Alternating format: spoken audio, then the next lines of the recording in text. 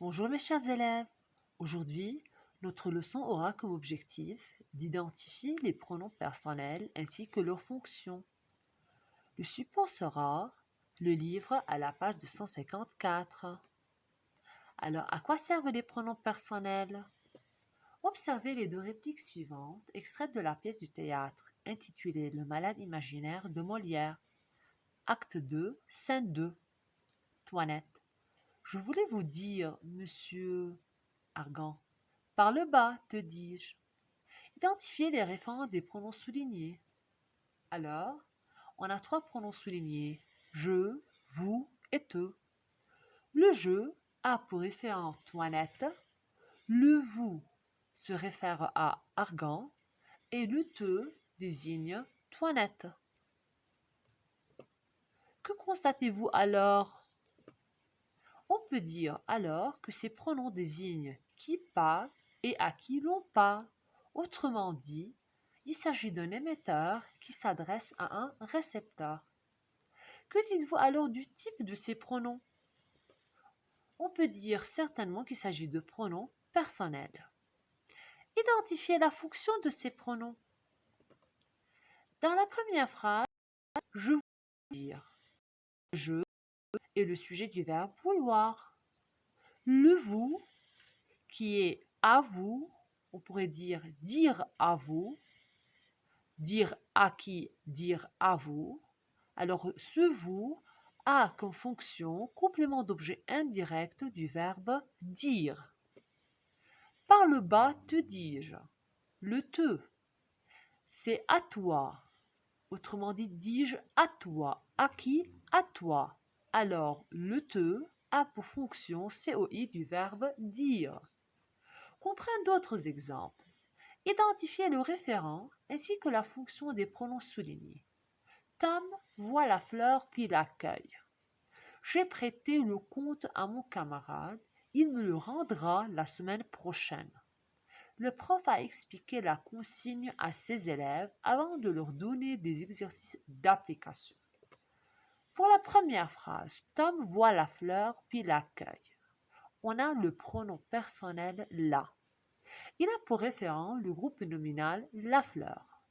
Autrement dit, la remplace le groupe la fleur.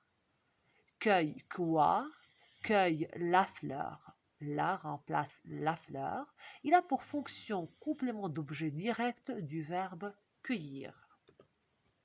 J'ai prêté le compte à mon camarade, il me le rendra la semaine prochaine. Dans cette phrase, on a trois pronoms personnels. Pour le premier, il a pour référent mon camarade. Il est le sujet du verbe rendre. Pour le deuxième pronom personnel, me ou moi, ou qui a pour référent je, il a pour fonction COS du verbe rendre. Pourquoi COS ou complément d'objet second?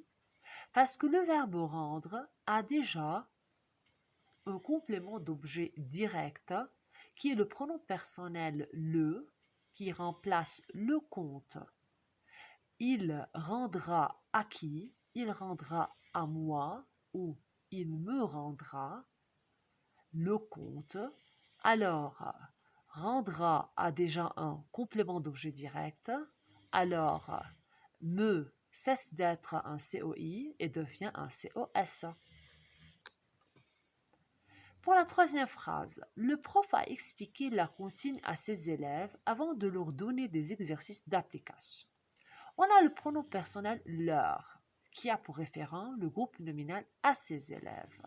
Donner à qui? Donner à ses élèves. Leur alors remplace à ses élèves. Il a alors pour fonction complément d'objet second du verbe donner. On reprend alors pourquoi complément d'objet second? Parce que le verbe donner a déjà un complément d'objet direct qui est le groupe nominal des exercices d'application. Que pourriez-vous donc déduire d'après les exemples précédents? On peut déduire alors que les pronoms personnels peuvent avoir deux fonctions, sujet ou complément d'objet, direct, indirect ou second. On peut les distinguer dans le tableau ci-dessous. Pour les pronoms personnels sujets, on peut avoir je, tu, il, elle au singulier, on, nous, vous, il et elle au pluriel. Pour les pronoms personnels compléments, on peut avoir me, moi, te, toi, le, la, elle apostrophe, lui, elle, nous, vous, les, leur, eux et elles. Attention, il ne faut pas confondre d'une part entre le pronom personnel et le déterminant article défini, et d'autre part entre l'objet et le complément d'objet. Prenons d'abord alors le pronom personnel et le déterminant défini. Dans la phrase « il prend la boîte », là est un déterminant. Dans la deuxième phrase « il l'arrange », là est un pronom personnel. Alors, comment pourrait-on les distinguer? Pour les distinguer, regardez le mot qui suit. Le, la, les, l apostrophe ou leur, suivi par un verbe conjugué, est un pronom personnel.